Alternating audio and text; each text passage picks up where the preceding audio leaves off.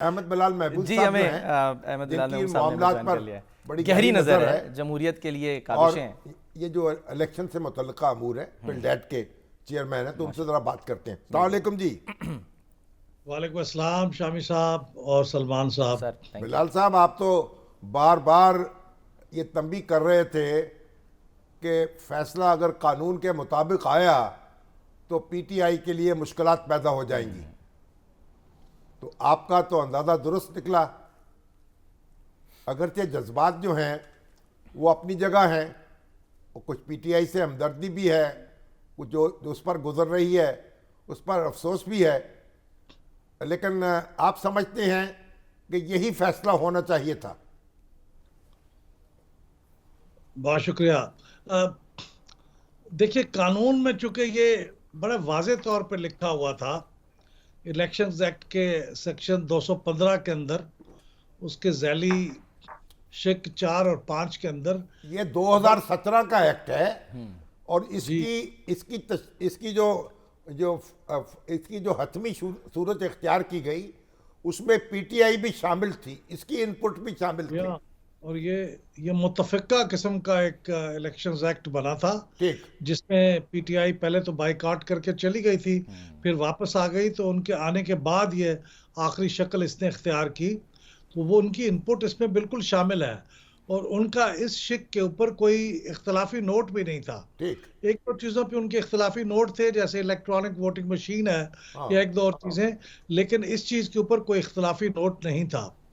तो ये एक्सेप्टेड एक कानून था, और कानून में यही लिखा हुआ था, बड़ी तफसील से लिखा हुआ था, कि अगर कोई पार्टी ऐसा ना करे, अपने दाखिली इंतखाबात ना कराए, तो फिर उसको शो कॉज नोटिस दिया जाएगा, उससे जवाब तलब की जाएगी, वजाहत तलब की जाएगी। जब वो वजाहत ठीक से नहीं देगी और बार बार करने के बावजूद नहीं करेगी, तो फिर उससे इंतखाबी निशान वापस लिया जा सकता है इलेक्शन कमीशन की तरफ से।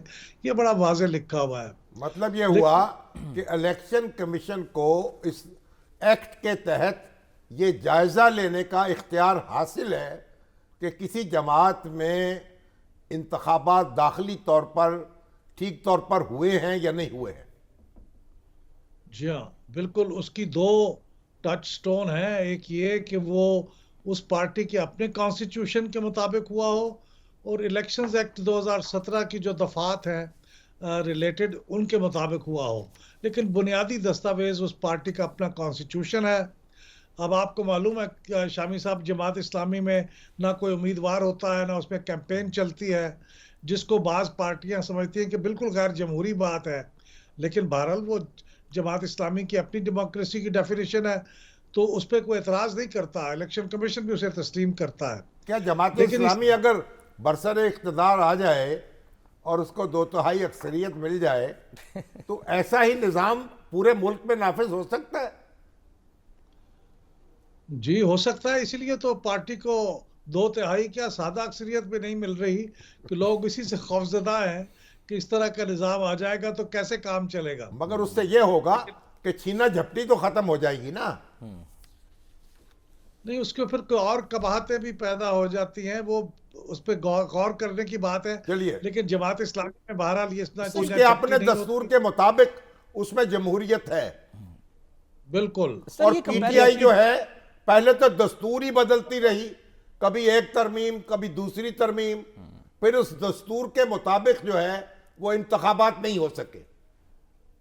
जी हाँ, बुनियादी बात यह है कि उन्होंने अपने दस्तूर को भी वो अहमियत नहीं दी और उसका एहतराम नहीं किया, और आखिरी फिर मौका जब मिला 20 दिनों के अंदर, तो उसमें वो ये करा सकते थे। मुझे सबसे ज़्यादा अफसोस इस बात का होता है कि 20 दिन के अंदर वो ऐसा इंतखाब करा सकते थे, उनके अंदर ये कैपेसिटी थी कि जिससे इलेक्शन कमीशन को एतराज़ का मौका ना मिलता, इतना आसानी से ना मिलता।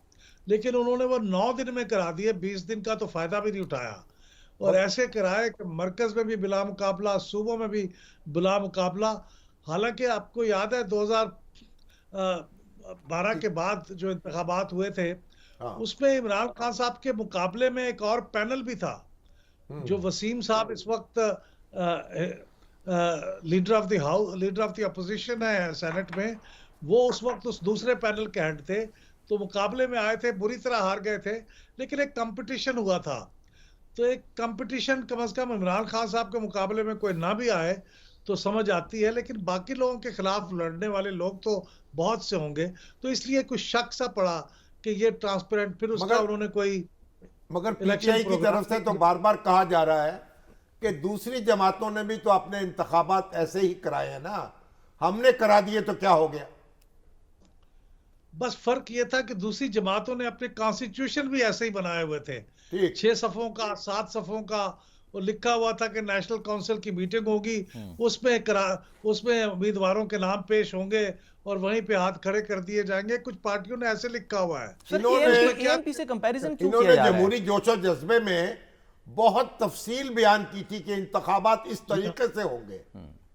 बिल्कुल, बिल्कुल, इन्होंने इसकी दाद देनी चाहिए कि उन्होंने बहुत अच्छा कॉन्स्टिट्यूशन बनाया, फिर उसके रूल्स बनाए, फिर इलेक्शन कमीशन होगा, उसके 5 मेंबर होंगे, उसका एक चीफ इलेक्शन कमिश्नर होगा और उसको कोई हटा नहीं सकेगा, 5 साल के लिए उसकी टर्म होगी।